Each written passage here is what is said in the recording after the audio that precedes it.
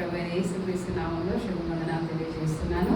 మనము ఆరాధన ధ్యానాంశంగా మనం ఎఫెసీ పత్రికను ఇప్పుడు ధ్యానం చేస్తున్నాము. మన 3వ అధ్యాయము 1 నుండి 13 వచనాలు గత వారం మనం ధ్యానం చేసుకోవడం జరిగింది. ఈ దినాన మనము 14 నుండి 21 వచనాలు చదువుకుని ఉన్నాం. ఈ 3వ అధ్యాయంలో మనం ఏం చూసామంటే అపోస్తలుడైన పౌలు తను క్రీస్తు యొక్క ఖైదీని అని చెప్పుకుంటూ ఎంతో సంతోషంగా నేను క్రీస్తు ఖైదీని, రోమా ఖైదీని అని చెప్పట్లేదు కానీ క్రీస్తు ఖైదీని అని చెప్పుకుంటున్నాడు. మనం గ్రహిస్తే చూడండి, ఈ లోకంలో తండ్రి ప్రభువైన యేసుక్రీస్తు మన తండ్రితో సమాధానపరచడానికి, పాపం నుండి శాపం నుండి మనం విడుదల దయచేసి తండ్రితో సమాధానపరచడానికి యేసయ్య ఎంత త్యాగం చేశారో మనకు తెలుసు. అలాగే అపోస్తలుడైన పౌలు గురించి ఆలోచన చేస్తే సమస్త ప్రజలను ఐక్యపరచడానికి, అందరినీ కూడా క్రీస్తుతో ఐక్యపరచడానికి తను ఎంతో సంతోషంగా, అంటే క్రీస్తు యొక్క శ్రమలో నేను పాల్గొంటున్నాను అంత సంతోషంతో ప్రజలను దేవునితో ఐక్యపరచడానికి తన చెరసాల కూడా తనకి ఏమనిపించట్లేదు, బాధ అనిపించట్లేదు. ఇది నాకు మీకు మేలే, మీకు అర్థం కావట్లేదని చెప్తున్నాడు. కాబట్టి నా బంధకాల గురించి మీరు బాధపడద్దు, ఇది మీకు క్షేమకరం, ఆశీర్వాదకరం అంటున్నాడు. కాబట్టి గత వారం మన 4 విషయాలు మీకు చెప్పాను. అంటే అపోస్తలుడైన పౌలు ప్రజలను దేవునితో సమాధానపరచడానికి ఏం చేశాడు, తన స్వేచ్ఛ స్వతంత్రాలను కూడా వదులుకొని బంధకంలో ఉండవలసి వచ్చింది. ప్రజలను దేవునితో సమకూర్చే విధానాన్ని చూసి మనము 3వ అధ్యాయంలో 2వ వచనం చూసాం కదా. దేవుడు మానవుల పట్ల కలిగి ఉన్న ఈ గొప్ప ప్రణాళిక, అంటే సంఘం యొక్క మర్మము, అంటే మానవుల పట్ల దేవుని యొక్క కలిగి ఉన్న ఈ గొప్ప విమోచన ప్రణాళికలను చూడాలని దేవదూతలు కూడా పరలోకం నుండి తొంగి చూడ ఆశపడతాయి అంట. అంత గొప్ప ఆధిక్యత దేవుడు మనకు అనుగ్రహించాడంటే అల్పులం అయోగ్యులమైన మన పట్ల చేసిన కార్యాన్ని చూడడానికి పరలోకం నుండి కూడా దేవదూతలు తొంగి చూడ. అలాగే పౌలు మనుషుల్ని దేవునితో సమాధానపరచడానికి తన జీవితంలో తన ఆధిక్యతలు, తను గర్వించడానికి ఆసరిగా ఉన్న సమస్తమును కూడా ఏం చేశాడు, త్యాగం చేశాడు. మనమందరం కూడా రక్షించబడటానికి క్రీస్తు తన జీవితాన్ని మన కొరకు ఏం చేశాడు, ప్రాణంగా పెట్టాడు అనే విషయాల్ని మనం నేర్చుకొని ఉన్నాం గత వారంలో. కాబట్టి ఈ యొక్క దేవుడు మన పట్ల చేసిన ఈ గొప్ప కార్యాన్ని, త్యాగాన్ని మనం అన్నది మర్చిపోవడానికి వీలేదు. మనం ఈరోజు 14వ వచనం నుండి మనం చదువుకున్నాము. ఇక్కడ చూడండి, ఈ హేతువు చేత పరలోకమందును భూమి మీద ఉన్న ప్రతి కుటుంబము ఏ తండ్రిని బట్టి కుటుంబాన్ని పిలువబడుతున్నారో ఆ తండ్రి ఎదుట నేను మోకాళ్ళుని, దేవునికి స్తోత్రం. ఇక్కడ అపోస్తలుడైన పౌలు మోకాళ్ళుని ప్రార్థన చేస్తున్నాడు. ఏం ప్రార్థన చేస్తున్నాడు అనేది మనం ఇక్కడ ఆలోచన చేస్తే చూడండి, ఒక మాట అన్నాడు దానికి ముందు, ఈ హేతువు చేత పరలోకమందు కానీ భూమి మీద ఉన్న భూమి మీద ఉన్న ప్రతి కుటుంబమును ఏ తండ్రిని బట్టి కుటుంబం అని పిలువబడుచున్నదా ఆ తండ్రి ఎదుట. కాబట్టి ఎంత గొప్ప ఆధిక్యత. మనమందరం కూడా సంఘం ఏంటంట, ఒక కుటుంబము. మనము ఈ కుటుంబంలో ఎవరిని తండ్రి అని మనము కొలుస్తున్నాము, దేవదేవుని తండ్రి అని మనము కొలవగలుగుతున్నాం. అటువంటి ఆధిక్యత ఎవరు మనకు కల్పించారు, ప్రభువైన యేసుక్రీస్తు తన శిలువ మరణం ద్వారా మనల్ని తండ్రితో ఐక్యపరిచి సమాధానపరిచి ఈ గొప్ప భాగ్యాన్ని మనకు అనుగ్రహించారనమాట. ఇక్కడ పౌలు యొక్క మనము ఎన్నో ప్రార్థన గురించి మనకు తెలుసు, ప్రార్థన అంటే ఏంటో తెలుసు. కానీ ఒక ఆధ్యాత్మికమైన ప్రార్థన ఎలా ఉంటుంది, దేవుని చిత్తానుసారమైన ప్రార్థన ఎలా ఉంటుంది అనేది ఇక్కడ చక్కగా మనకు అర్థమవుతుంది. మనకి ప్రార్థన అనగానే సహజంగా జ్ఞాపకం వచ్చేది ఏంటంటే మన అవసరాలు తీర్చబట్టాక దేవుని అడగటం, లేదా మన బిడ్డల గురించో మన అవసరాల గురించో అనే కాదు. అంటే ఇక్కడ పౌలు చేస్తున్న ప్రార్థన చూడండి, ఎవరికి ఈ ఉత్తరం రాస్తున్నారు చెప్పండి, ఎఫెసీ సంఘానికి రాస్తున్నాడు. ఆ సంఘం గురించి తను ఏమని ప్రార్థన చేస్తున్నాడు చూడండి. ఇక్కడ అంటున్నాడు కదా, ఈ హేతు చేత పరలోకమందును భూమి మీద ఉన్న ప్రతి కుటుంబం ఏ తండ్రిని బట్టి కుటుంబం అని పిలువబడుచున్నారు తండ్రి ఎదుట నేను మోకాళ్ళుని, మీరు అంతరంగ పురుషుని యందు శక్తి కలిగి ఆయన ఆత్మ వల్ల, ఇక్కడ స్టార్ట్ చేసిన ప్రార్థన 19 వచ్చిన వరకు కొనసాగింది. చూడండి, మీరు అంతరంగ పురుషుని యందు శక్తి కలిగి ఆయన ఆత్మ వల్ల బలపరుచున్నట్లుగా క్రీస్తు మీ హృదయంలో విశ్వాసం ద్వారా నివసించినట్లుగాను తన మహిమ ఐశ్వర్యం చెప్పిన మీకు దయచేయవలననియు, మీరు దేవుని సంపూర్ణత యందు పూర్ణులగినట్లుగా ప్రేమ యందు వేరుపారి స్థిరపడి సమస్త పరిశుద్ధులతో కూడా దాని వెడల్పు, పొడుగు, లోతు, ఎత్తు ఎంతో గ్రహించుకున్నట్టును జ్ఞానమునకు మించిన క్రీస్తు ప్రేమను తెలుసుకున్నట్లు తగిన శక్తి గలవారు కావాలని ప్రార్థించుచున్నాను. దేవునికి స్తోత్రం. హల్లెలూయా. ఏమేం ప్రార్థన చేస్తున్నారని చూడండి, క్రీస్తుని బట్టి మనమందరం కూడా అయితే ఇక్కడ చూడండి, మనం ఇక్కడ ఆలోచన చేస్తే ఒక మాట మత్తయి సువార్తలో ఉంటుంది. అది 5వ అధ్యాయం 16 వచనం ఒకసారి చూడండి. అంటే మనకు అందరికీ తండ్రి ఎవరు? పరలోకమందున దేవుడు.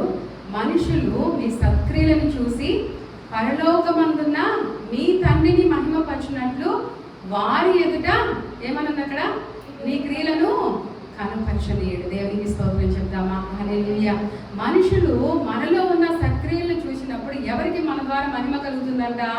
తండ్రికి మహిమ కలుగుతుంది. కాబట్టి మన ద్వారా ఏదైనా కార్యం జరుగుతున్నప్పుడు, మనల్ని దేవుడు వాడుకుంటున్నప్పుడు, మన ద్వారా ఒక ఉన్నతమైన కార్యం జరిగినప్పుడు మన ద్వారా కీర్తి ఎవరికి కలగాలి? మనగా? ఎవరికి తండ్రి? మన పరలోకపు తండ్రికే మన ద్వారా మహిమ కలగాలన్నమాట. కాబట్టి ఒక్కసారి మనం రక్షించబడిన తర్వాత, దేవుని కుటుంబంలో చేర్చబడిన తర్వాత, ఆయన తండ్రి అని పిలుచుకున్నప్పుడు ఆయన మహిమకు ఐశ్వర్యం కలిగించే బిడ్డలుగా మనం ఉండాలి. దేవునికి స్తోత్రం చెప్తామా? హల్లెలూయా. ఆయన మహిమకు కీర్తి, ఆయన మహిమకు ఘనత కలిగించే బిడ్డలంగా మనం జీవించాలని దేవుడు ఆశపడుతున్నాడు అనమాట. కాబట్టి యేసయ్య భూలోకంలో మానవుడిగా ఉన్నప్పుడు కూడా దేవుని తండ్రి అని దాదాపు 170 సార్లు ప్రస్తావించాడు అనమాట. కాబట్టి అంటే ఆ తండ్రి అని దేవుడు పరలోకపు తండ్రిని ప్రస్తావిస్తున్నాడు. మనల్ని కూడా ఏం చేశాడు? అలా తండ్రి అనేది పిలుచుకునే భాగ్యాన్ని కూడా మనకు అనుగ్రహించినట్లు మనం చూస్తున్నాం. కాబట్టి మన దేవుడు, మన పరలోకపు తండ్రి ఎంతో శ్రద్ధ కలిగిన, ప్రేమ కలిగిన, బాధ్యత కలిగిన మన మంచి సంరక్షకుడుగా, పోషకుడుగా ఉన్నాడు. అంత మాత్రమే కాదు, యోహాను సువార్త 1:12 ఏమంటుంది? తనని అందరూ అంగీకరించి చూడండి ఒకసారి. 12 యోహాను సువార్త 1వ అధ్యాయము 12-13 వచనాల్లో తనని అందరూ అంగీకరిస్తారో వారందరికీ దేవుని కుమారులయ్యే ఆధిక్యత దేవుడు మనకు అనుగ్రహించాడు. ఎవరికంట? తను అంగీకరించేవారు. చదవండి 12-13 వచనం కూడా చదవండి. లైన్లో చదవండి.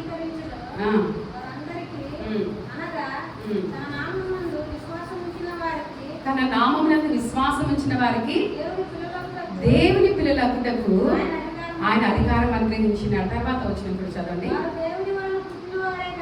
వారు దేవుని వల్ల పుట్టిన వారే కానీ రక్తం వల్లనైనను, శరీరేచ్ఛల వల్లనైనను, మనుషేచ్ఛల వల్లనైనను పుట్టిన వారు కాదు. కాబట్టి చూడండి, మనమందరం కూడా శరీరేచ్ఛలను బట్టి, మనుషేచ్ఛ, మనం ఎవరి ద్వారా జన్మించాము క్రీస్తు కుటుంబంలో ఆయన అంగీకరించడాన్ని బట్టి మీకు అందరికీ తెలుసు, యూదులందరూ కూడా దేని బట్టి అతిశయిస్తున్నారు? అబ్రహాము సంతానం అని. కానీ మనకి ఏ ఆధిక్యత దొరికింది?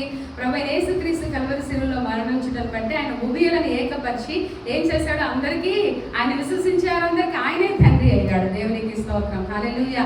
లేకపోతే ఈ భాగ్యం మనకి లేదు, ఈ ఆధిక్యత మనకి లేదు. ఆ తండ్రి కల్వరి శిలువలో త్యాగం చేసి గొప్ప ఆధిక్యతను మనకి అనుగ్రహిస్తే ఆయన తండ్రి అని పిలుచుకునే ధన్యత ఇవ్వటమే గొప్ప విషయం. అయితే ఆయన తండ్రి అని పిలుచుకుంటకు తగిన యోగ్యమైన జీవితం మనం జీవించకపోతే ఆయనకి ఎంత బాధ అండి, ఎంత నొప్పండి. మీ పిల్లలు మీకు అవమానకరమైన కార్యాలు చేస్తే మీ ప్రేమను, త్యాగాన్ని గుర్తించకపోతే ఎంత నొప్పి మీకు ఉంటుంది. కాబట్టి మనము దేవుని ప్రేమను గుర్తించగలుగుతున్నామా? దేవుడు మనకిచ్చిన ఆత్మ సంబంధమైన ఆధిక్యతలు గుర్తించగలుగుతున్నామా? ఆయన తండ్రి అని పిలుచుకుంటే అర్హతలు, యోగ్యత లేని మన బ్రతుకులకు ఆయన ఎంత త్యాగం చేశాడో మనం గ్రహించగలుగుతున్నామా అనేది మనము ఆలోచించుకోవాల్సిన విషయం అన్నమాట. కాబట్టి అందుకే మనకు కొరింథీ పత్రిక మనం ఏం చేసినా, భోజనం చేస్తున్నా, పానం తాగుతున్నా, ఏం చేస్తున్నా ఏం చేయాలంట? దేవునికి మహిమకరంగా చేయాలి. దేవునికి స్తోత్రం చెప్తామా? హల్లెలూయా. క్రైస్తవులు అంటే, దేవుని బిడ్డలు అంటే, వారు కూర్చున్నా, లేచినా, తింటున్నా, పడుకున్నా, మాట్లాడినా, ఎవ్రీథింగ్, ప్రతిదీ కూడా వారి ద్వారా ఎవరికి మహిమ కలగాలి చెప్పండి? దేవునికే మహిమ కలిగేటట్లుగా జీవించకపోతే మన జీవితాలు వ్యర్థం. ఎందుకంటే వీఆర్ నాట్ ద ఓనర్స్. మా చాలాసార్లు మనం ఎలా జీవిస్తామంటే మన హృదయానికి, మన జీవితానికి మనమే బాసులు అన్నట్టు బ్రతుకుతాం. మనం కాదు.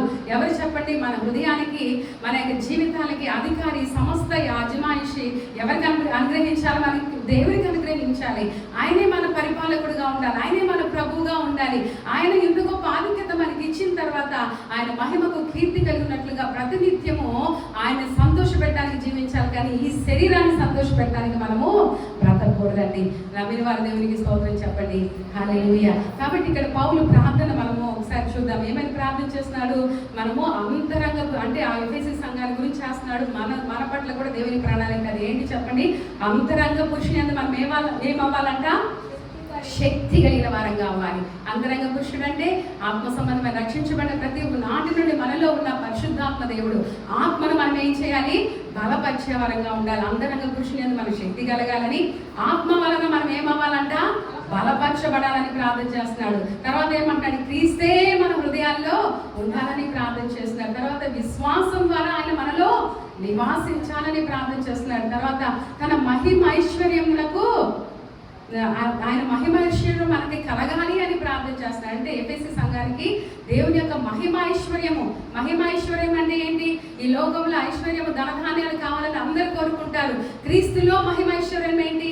ఆయనలో సమృద్ధి కలిగి ఉండటం, ఆయనలో సమస్తమైన ఆత్మ సంబంధమైన ఫలాలు కలిగి ఉండటం, ఆయనలో సమృద్ధిని కలగటం, మహిమ ఐశ్వర్యానికి సంబంధించిన సమస్తం మనం కలిగి ఉండాలని ప్రార్థన చేస్తున్నాడు. తర్వాత దేవుని సంపూర్ణతలో పూర్ణులు అవ్వాలని ప్రార్థన చేస్తున్నాడు.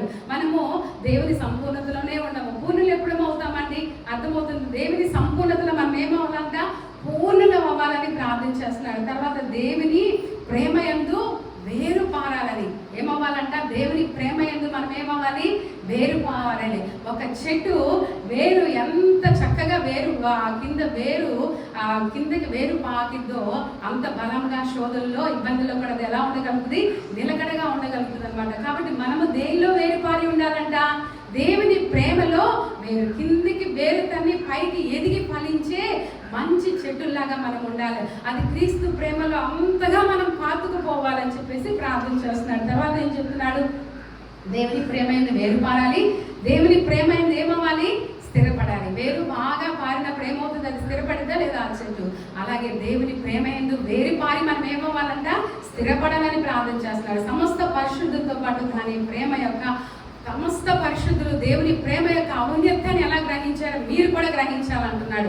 దేవుని ప్రేమ యొక్క ఔన్నత్యం అంటే ఆయన ప్రేమ ఎంత ఎత్తైనది, లోతైనది, వెడల్పైనది అనేది గ్రహించుటకు జ్ఞానమునకు మించిన ఏముంది అక్కడ చెప్పండి? జ్ఞానమునకు మించిన క్రీస్తు ప్రేమను తెలుసుకున్నటకు మీరు శక్తిమంతులు అవ్వాలని ప్రార్థన చేస్తాను అంటున్నాడు. దేవునికి స్తోత్రం చెప్దామా? హల్లెలూయా. దేవుని ప్రేమ అంట మన జ్ఞానముతో అర్థం చేసుకోలేనంత ఉన్నతమైనదండి. దేవునికి స్తోత్రం చెప్దామా? హల్లెలూయా. ఈ లోకంలో ఎక్కడైనా దొరికిద్దా అలాంటి ప్రేమ? ఎవరైనా ఉన్నారా? ఎక్కడైనా ఉన్నారా? మనం ఆలోచించేయండి. అలాంటి ప్రేమ ఎంత గొప్ప ప్రేమ అంటే ఆయన ఉన్నతమైన, మన జ్ఞానానికి మించింది ఆయన ప్రేమ. కానీ ఆయన ప్రేమ యొక్క ఔన్నత్యాన్ని గ్రహించడానికి మనం సమయం కేటాయించలేకపోతున్నాం. పౌలు ఆ సంఘం కొరకు వారికి ఏదో ఆర్థిక అవసరం తీర్చబడాలి, వారు మంచి మంచి బంగ్లాలు కట్టుకోవాలి, వారి సమృద్ధి అయిన ధనం కావాలని ప్రార్థన చేయట్లేదండి. అవన్నీ కూడా శాశ్వతమైనవే, తాత్కాలికమైనవే. కానీ తన ప్రార్థన వారి పట్ల ఏమైనదంటే అంతరంగ పురుషుని యందు వారి శక్తి పొందుకోవాలి, ఆత్మ వల్ల బలపరచబడాలి, విశ్వాసం ద్వారా నిలకడగా ఉండాలి, తన మహిమైశ్వర్యం వారు కలిగి ఉండాలి, దేవుని సంపూర్ణతలో పరిపూర్ణులు అవ్వాలని, దేవుని ప్రేమ యందు వేరు పారాలని, దేవుని ప్రేమలో స్థిరపరచబడాలని, సమస్త పరిశుద్ధులతో కూడా దేవుని ప్రేమ యొక్క లోతు, ఎత్తు, వెడల్పు ఎంత ఉన్నతమైనదో గ్రహించటకు జ్ఞానమునకు మించిన దేవుని ప్రేమను తెలుసుకునే శక్తి గల వారు కావాలని ప్రార్థన చేస్తున్నారు. ఎప్పుడైనా ఇలాంటి ప్రార్థన మనం చేసామా? మన కోసం ప్రభువా, జ్ఞానానికి మించిన నీ ప్రేమ నేను గ్రహించలేకపోతున్నానే, నీ ప్రేమకు తగినట్టుగా నేను బ్రతకలేకపోతున్నానని ఎప్పుడైనా మనం ఆలోచన చేస్తామా? ప్రార్థన చేస్తామా? ఎప్పుడు మన అవసరాల కొరకు ప్రార్థన చేస్తాం. కానీ యోగ్యత లేని, అర్హత లేని మన బ్రతుకులకు దేవుడిచ్చిన ఈ గొప్ప ఆధిక్యత ఎంత విలువైందో గ్రహించి, ప్రభువా నీ మహిమకు తగినట్లుగా, నీ కీర్తికి తగినట్లుగా, నువ్వు నా పట్ల చేసిన త్యాగానికి తగినట్లుగా బ్రతకడానికి నాకు సహాయం చేయండి అయ్యా అని మోకరించి ప్రార్థన చేసిన ఏదైనా ఆలోచన ఎప్పుడైనా మీకు ఉందా? ఎప్పుడైనా ప్రార్థన చేస్తామా? ఎందుకు ప్రభు నీ మహిమకు కీర్తి కలిగించేటట్లుగా నేను బ్రతకలేకపోతున్నాను అని ప్రభు సన్నిధిలో ఎప్పుడైనా ఏడ్చావా? రోధించావా? నేను అంతరంగ పురుషుల్లో బలపరచబడాలయ్యా, నేను శరీరాన్ని జయించలేకపోతున్నాను, లోకాన్ని జయించలేకపోతున్నాను, ఆత్మలో బలం పొందుకోలేకపోతున్నాను, ఆత్మ సంబంధ విషయాల్లో ప్రాధాన్యత ఇవ్వలేకపోతున్నాను, నేను తీసుకున్న మంచి నిర్ణయాలు నీ కొరకు నిలబడలేకపోతున్నాను, నిలకడగా ఉండలేకపోతున్నాను, ఎందుకయ్యా నా జీవితం ఎలా ఉందో నాకు సహాయం చేయవా అని కన్నీరు కాచి ప్రార్థన చేయడమే మన ఆధ్యాత్మిక అభివృద్ధికి నిజమైన ఒక సూచన అన్నమాట. కాబట్టి ఈ విధంగా ప్రార్థన చేస్తూ కిందకు వచ్చిన తర్వాత ఏం చెప్తున్నాడు చూడండి 20వ వచనంలో. మీరు అలా మనలో అంటే మనము ఈ విషయాల గురించి కొన్ని రిఫరెన్స్లు మనం దయచేసి చూద్దాం. చూడండి, కొలసీ పత్రిక 2:6లో కూడా పౌలు ఇలాంటి మాట చెప్పాడు. ఒకసారి చూడండి, కొలసీ పత్రిక 2:6 చూడండి. 2వ అధ్యాయం 6వ వచనం చెప్తున్నాడు, కావున మీరు ప్రభువైన క్రీస్తు యేసును అంగీకరించిన విధముగా ఆయన యందు వేరు పారిన వారై ఇంటి వలె కట్టబడుచు మీరు నేర్చుకున్న ప్రకారముగా విశ్వాసమునందు స్థిరపరచబడుచు కృతజ్ఞతాస్తుతులు చెల్లించుటయందు విస్తరించుచు ఆయన యందు నడుచుకోండి. ఎలా చెప్తున్నారు చూడలేదు. కాబట్టి మనం ఎలా ఉండాలంట? ఆయన యందు వేరుపారాలంట. ఇంటి వల్లే మనం క్రీస్తులు ఏమవ్వాలంట? కట్టబడాలంట. విశ్వాసమందు స్థిరపరచబడాలి. ఎప్పుడు కృతజ్ఞతాస్తుతులు చెల్లించాలి. అందులో మనము నడుచుకోవాలి. ఈ విషయాలన్నీ కూడా పౌలు మనకి హెచ్చరిక చేస్తున్నారు. రోమపత్రిక 8వ అధ్యాయం 9-10 వచనాల్లో కూడా మనం ఒక మంచి మాటను చూస్తాం. చూడండి, రోమపత్రిక 8వ అధ్యాయము 9-10 వచనాల్లో చూస్తే ఇక్కడ ఏమని ఉందంటే చూడండి, దేవుని ఆత్మ మీరు నివసించుకున్న ఎడల మీరు ఆత్మ స్వభావం గలవారే కానీ శరీర స్వభావం గలవారు కాదు. ఎవడైనా క్రీస్తు ఆత్మ లేని వాడైతే వాడు ఆయన వాడు కాదు. క్రీస్తు మీలో ఉన్న ఎడల మీ శరీరము పాప విషయమై మృతమైనది కానీ మీ ఆత్మ నీతి విషయమై ఏమవుతుందంట? జీవము కలిగి ఉన్నది. 11వ వచనంలో కూడా మృతుల్లో నుండి యేసు లేపిన వారి ఆత్మ మీలో నివసించిన ఎడల మృతుల్లో నుండి క్రీస్తు యేసును లేపిన వాడు చావునకు లోనైన మీ శరీరము కూడా మీలో నివసించుచున్న తన ఆత్మ వలన జీవింపచేయును. దేవునికి స్తోత్రం. హల్లెలూయా. చావునకు లోనైన మన శరీరాలను దేవుడు దేని ద్వారా జీవింపచేస్తాడంట? మనలో ఉన్న ఆత్మ ద్వారా జీవింపచేయగలిగిన సామర్థ్యం కలిగిన దేవుడు. కాబట్టి ఆ పరిశుద్ధాత్మ దేవుడు మనలో లేకపోతే మనము దేవుని బిడ్డలమని చెప్పుకోవడానికి, ఆయన పిల్లలమని చెప్పుకోవడానికి అర్హత లేదు. కొంతమంది జీవితంలో పరిశుద్ధాత్మ దేవుడు వారిలో ఉన్నా కూడా ఏదో ఒక మూలన ఆయన్ని పెడతారనమాట. సర్వాధికారం ఆయనకి అప్పగించరు సమస్త విషయాల్లో. కాబట్టి మనం అలా ఉండకూడదు. కానీ ప్రతి విషయంలో కూడా గలతీ పత్రికలో పౌలు చెప్పినట్లుగా ఎలా ఉండాలి? క్రీస్తు కూడా సిలువ వేయబడిన వారంగా ఇక్కడ నేను కాదు జీవించేది, నాలో క్రీస్తే జీవిస్తున్నాడని ధైర్యంగా పౌలు వలె చెప్పగలిగేటట్లుగా ప్రభువుకు మన సర్వాధికారాన్ని అప్పగించే వారంగా ఉండాలి. క్రీస్తులో మనం ఉన్నామా? ఆయన్ని మన హృదయాల్లో ఒక మూలను గదిలో ఉంచడం కాదు, కానీ మన అంతరంగంలో ప్రతి భాగాన్ని ఆయనకి సమర్పించాలని క్రీస్తు ఎదురు చూస్తున్నాడు. మన అంతరంగంలో ప్రతి భాగాన్ని అసలు స్తుతి యాగం అని ఎప్పుడన్నా ఆలోచన చేశారా? స్తుతి అంటే ఏంటంట? దేవునికి ఏం కావాలంట? బలులు నైవేద్యాలు కాదు, స్తుతి యాగం కావాలి. స్తుతి యాగం అంటే ఏంటి? యాగం అంటే ఏంటి చెప్పండి? యాగం అంటే కూడా తెలీదా? యాగం చేయడం అంటే ఏంటి? బలి చేయడమే కదా. కాబట్టి స్తుతి యాగం అంటే ఏంటి? మనల్ని మనము సజీవ యాగముగా ఎవరికి అప్పగించుకోవాలి? దేవునికి అప్పగించుకోవాలి. సర్వాధికారాన్ని ఆయనకు అనుగ్రహించాలి. అంటే యాగంలో ఎప్పుడు కూడా త్యాగం ఉంటుంది. అవునా? త్యాగపూరితమైన భక్తి దేవుని పట్ల చేయాలి. నీకు అవకాశం ఉన్నప్పుడు రావడము, నీకు కుదిరితే భక్తి చేయటం, నీకు అవకాశం ఉంటే దేవుని పని చేయడం కాదు. త్యాగపూర్వకంగా భక్తి చేయాలి, సమర్పణతో చేయాలి. మన శరీరంలోని ప్రతి అవయంలో కూడా ఆయనకే అధికారం ఉండాలి. సమస్తమును దేవునికి సమర్పించాలి. ఒక పాట కాదు, ఒక సమయంలో కాదు, పరిపూర్ణంగా మనం దేవునికి సమర్పించుకునే వారంగా ఉండాలని దేవుడు మన పట్ల కోరుకున్నాడు.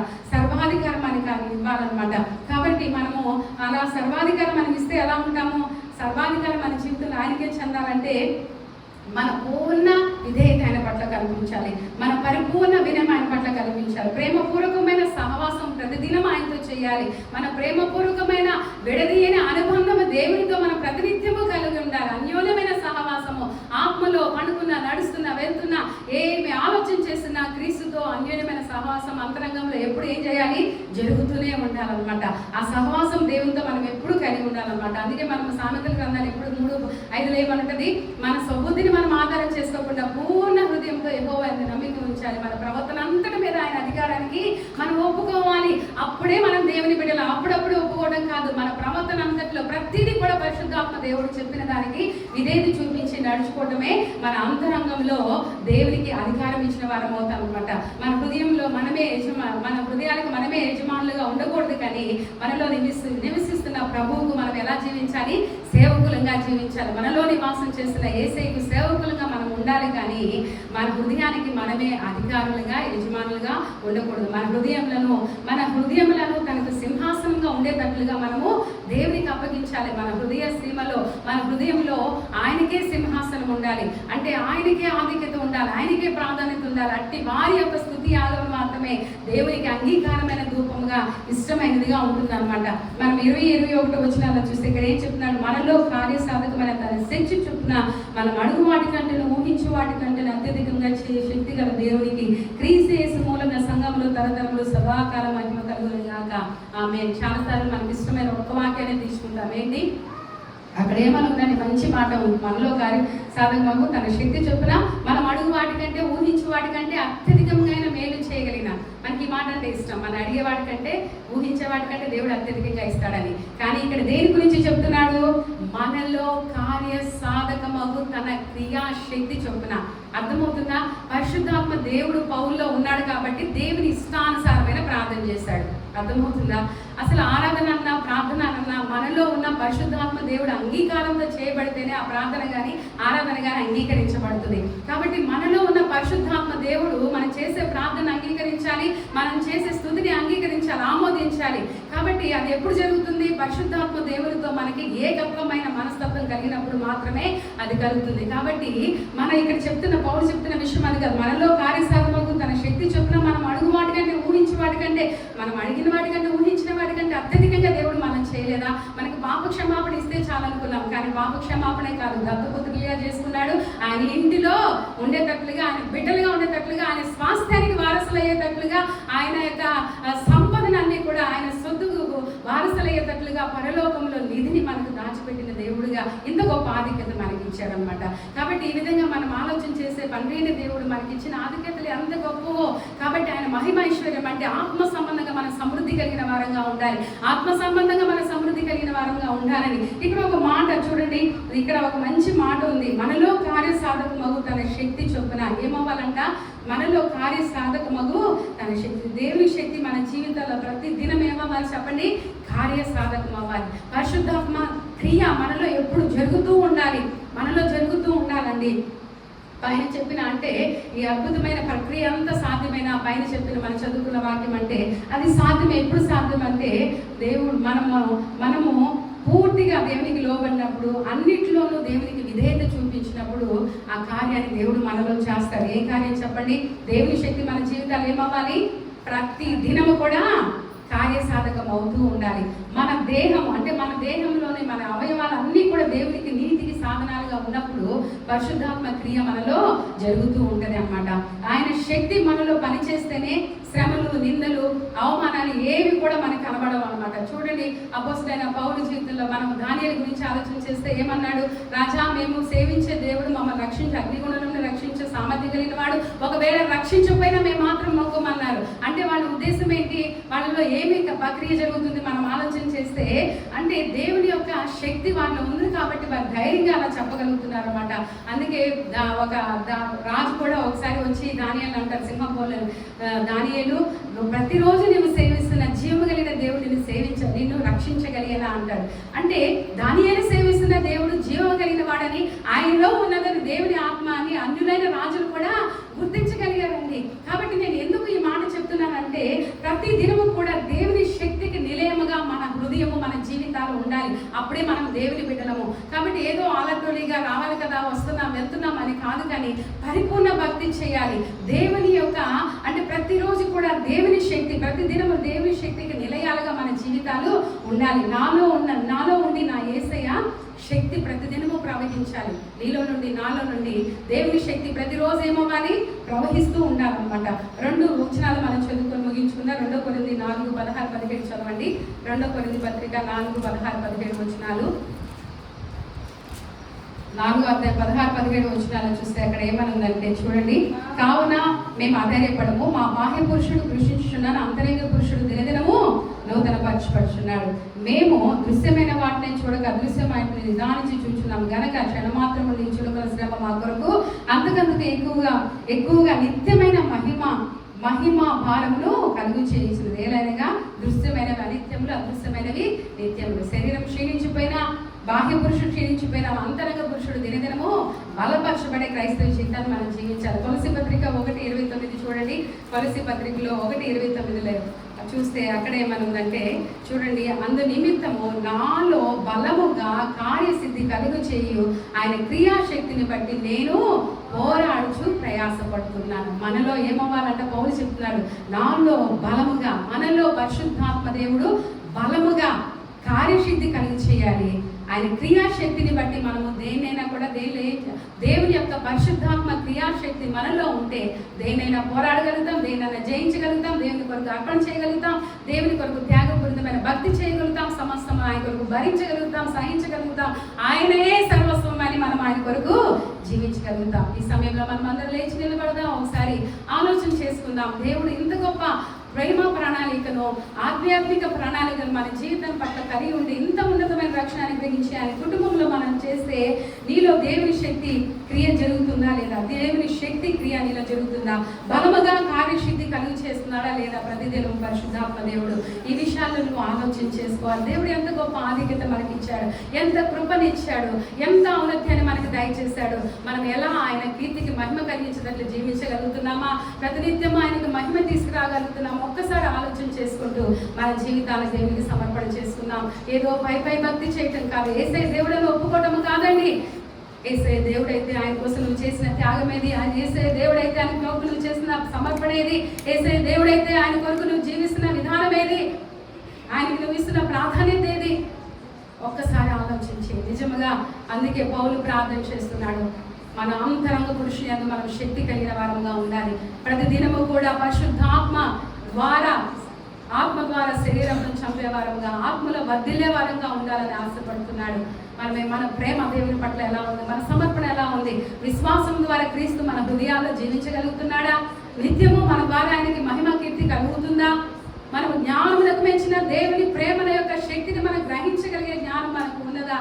ఒక్కసారి ఆలోచన చేసుకుంటూ ప్రభు సన్నిధిలో మనం సమర్పణ చేసుకుందాం. ప్రభు నిజమే కదా, నాకు ఏ అర్హత ఉందయ్యా నిన్ను తండ్రి అని పిలుచుకోవడానికి? అసలు నీ కుటుంబంలో ఉండడానికి నాకు ఏ అర్హత ఉందయ్యా? నీ బలలో పాలు పొందడానికి నాకు ఏ అర్హత ఉందయ్యా? అర్హత యోగ్యత లేని నా బ్రతుకులకు ఎంత గొప్ప భాగ్యం ఇస్తే దేవదూతని సహితం ఈ గొప్ప మర్మాన్ని చూచుటకు తొంగి చూస్తుంటే నేను మాత్రము ఈ సత్య యొక్క ఆధిక్యతను గ్రహించలేక బ్రతుకుతున్నానయ్యా. లోక సంబంధమైన ఆశల కొరకే బ్రతుకుతున్నానయ్యా. లోక సంబంధమైన తలంపులతోనే జీవిస్తున్నానయ్యా. ఆత్మ సంబంధమైన తపన నాలో లేదు ప్రభువా. ఆత్మ సంబంధమైన మంట నాలో లేదు. నా సర్వ శరీరం మీద నీ అధికారానికి ఒప్పుకొని బ్రతుకు నాకు ఇంకా లేదయ్యా. ప్రభు సన్నిధిలో యథార్థంగా ఒప్పుకొని పశ్చాత్తాపడి దేవుని సహాయాన్ని కోరుకుందాం. ఆయన సహాయం చేస్తాడు. ఆయన సహాయం చేసే దేవుడు, ఆయన సహాయం చేసే దేవుడు. ఆత్మ సంబంధమైన ప్రతి ఐశ్వర్యాన్ని మనకి ఇవ్వడానికి సిద్ధంగా ఉన్న దేవుడు. ప్రభు ఆత్మ సంబంధమైన ఐశ్వర్యం నాకు కావాలి ప్రభు. నీ మహిమ ఐశ్వర్యం నాకు కావాలి ప్రభు. అయ్యా నీ రాజ్యంలో ఉండే భాగ్యం నాకు కావాలి ప్రభు. నిన్ను పోలి జీవించే జీవితం నాకు కావాలి ప్రభు. జయ జీవితం జీవించడం నాకు శక్తి కావాలి ప్రభు. ఆత్మలో ఎదిగే జీవితం నాకు కావాలి ప్రభు. నిన్ను పోలి నేను జీవించాలి. నీకు కీర్తి తేవాలి, నీకు మహిమ తేవాలి, నీకు ఘనత తేవాలి. ప్రతినిత్యం నా ఆలోచనలు, నా తలంపులు, నా ఉద్దేశాలు, నా సమర్పణ నీవై ఉండాలి యేసయ్య. నా హృదయ సీమలో అయ్యా తండ్రి నాయన, నా అంతరంగంలో నా సింహాసనం అందు నీవే ఆసీనుడివై ఉండాలి ప్రభువా. నీవే నా దేవుడు తండ్రి, నీవే నా దేవుడు ప్రభువా. ప్రతి ఒక్కరము ప్రభుని ఆరాధన చేద్దామా. ఎంత గొప్ప ఆత్మ సంబంధమైన ఆశీర్వాదాలు తండ్రి అయిన ప్రభు యేసుక్రీస్తు మనకు అనుగ్రహించి ఉన్నాడు. ప్రతి ఒక్కరము కూడా ప్రభుని ఆరాధన చేద్దాం.